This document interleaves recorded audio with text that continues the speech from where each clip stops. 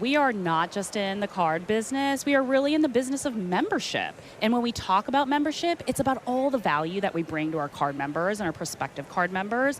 So that could be at things like live sports and incredible moments like here, music, entertainment, and other. How do we bring them that incredible access and value, right? And so when you think about US Open, I mean, this is such an incredible event right here in New York City, and would not want to be anywhere else. What does an event specifically like the US Open do for your membership base? Yeah. Like, what is the feedback you hear, or what do you see? It's number one, it's an incredible event, right? And I'm sure Kirsten talked a little bit about even the growth of the fan base, right? And their ticket sales, etc.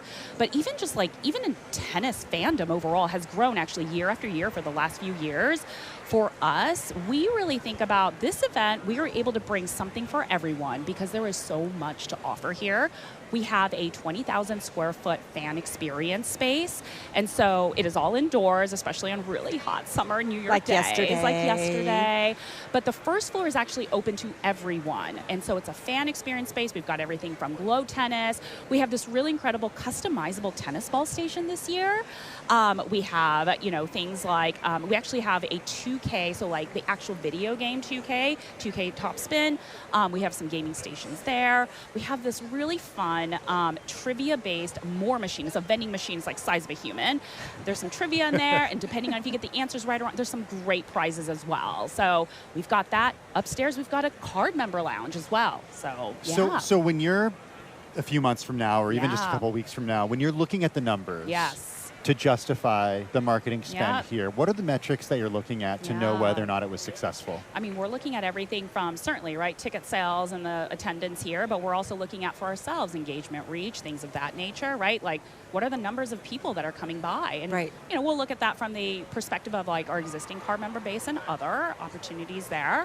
And then certainly, right, there's going to be all the qualitative feedback as well in terms of like, how much do they love it? Like, we hear such great feedback about the things that we offer. Do you want to see an increase in number of people who are signing up for certain cards after an event like this, like a platinum card, for example? Yeah, that would be fantastic, right? Are you able to measure that? Like, are you able to draw a line from this to that? Yeah, there's different ways in which we're able to draw and like be able to talk about like ROI overall for the business. Certainly, yeah.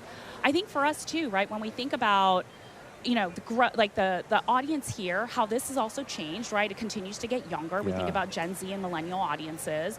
For us, like when we think about even 2023 overall as a business, we've actually publicly talked about the fact that like 60% of all new cards acquired in consumer is actually in that like Gen Z millennial base. And 75% of that is actually in the platinum and gold card. So you think about premium card segments and the growth of that younger demographic. Right? Fans here are also getting younger as well. And so it's a great, incredible opportunity for us to engage them at all different levels. Well, that's what I think we wonder. Like we always think about, you do something and then what's the direct payoff?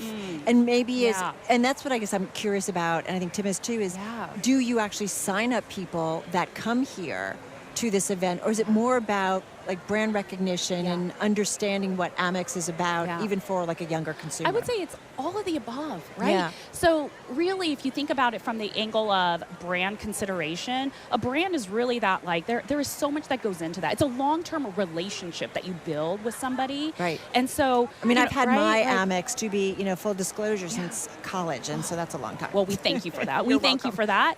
But yeah, I mean, I think it is that. Like every single touch point, it's like a relationship with anybody else, right? We're obviously, right, this is from a brand perspective. But just the same way you would build a relationship with anybody else, it takes many, many touch points to get to that, right? You build the trust, the relationship, That's what we're really here to do.